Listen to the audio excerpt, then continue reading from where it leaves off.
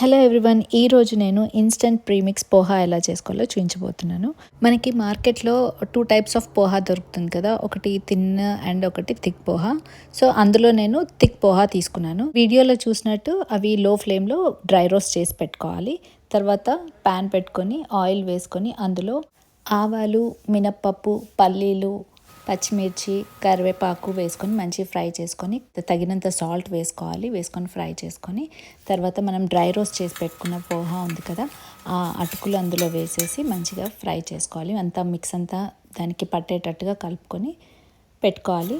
అది చల్లారిన తర్వాత ఎయిర్ టైట్ కంటైనర్లో స్టోర్ చేసి పెట్టుకోవచ్చు. స్టార్టింగ్ వీడియోలో నేను ఇన్స్టెంట్ ప్రీమిక్స్ అన్నాను కదా, సో మనం ఇది ఇన్స్టెంట్గా రెడీ చేసుకోవచ్చు.